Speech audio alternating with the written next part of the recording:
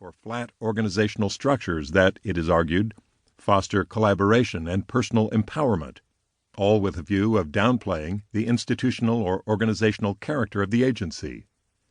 Again, all this assumes that institutional identity and character is somehow inherently suspect and by its very nature contra good work and what it means to live and work in community.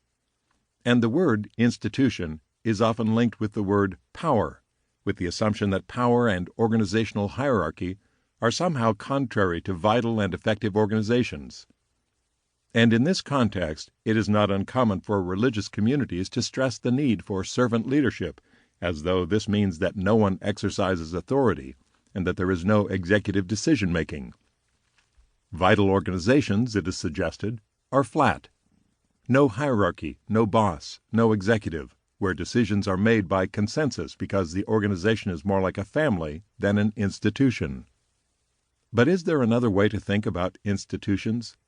Can we perhaps actually recognize that institutions are essential to human flourishing? Rather than see them as a problem or as a necessary evil, can we appreciate instead that institutions are the very means by which communities thrive, individual vocations are fulfilled, and society is changed for the good? Can we consider that we are all enriched and we all flourish when we invest in sustainable institutions?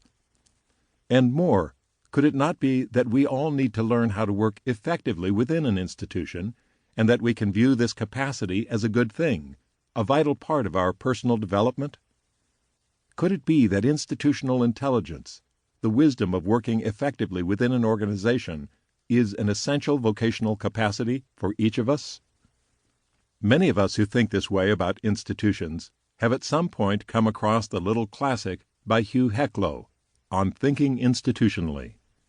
Heclo observes this: humans flourish through attachments to authoritative communities, not as totally unencumbered selves. Because institutional thinking goes beyond merely contingent, instrumental attachments, it takes daily life down to a deeper level than some passing parade of personal moods and feelings. By its nature, institutional thinking tends to cultivate belonging and a common life. In like fashion, James Davison Hunter insists that ideas are just ideas until institutions are established. He stresses that to change history, one has to get beyond ideas to institutions. Ideas, even great ideas, are only going to make a difference when they are embodied, given a social structure, within a dynamic and effective institution.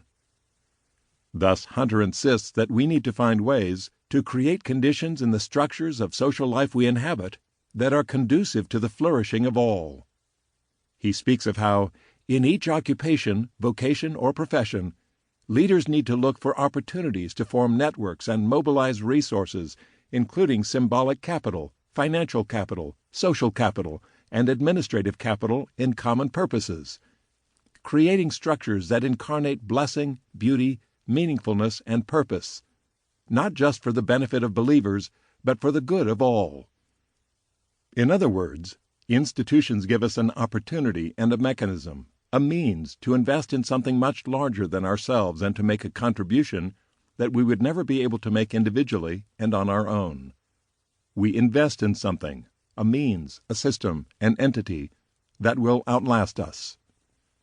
When we invest in institutions and learn to work with institutions in partnership and in synergy with others, committing time, energy, and resources into something that matters to us and to others, working together with others to create the conditions in which institutions can flourish, the opportunity emerges for something very important to us to happen. The character of institutions.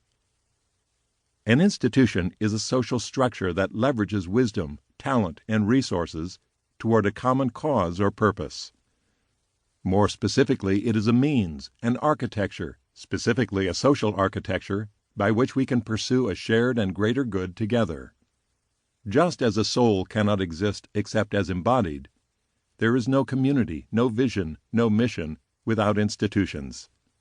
The idea, the vision, will not happen, will not make a difference until and unless it is housed in an institution. Thus, James K. A. Smith suggests that while we do not need to romanticize institutions,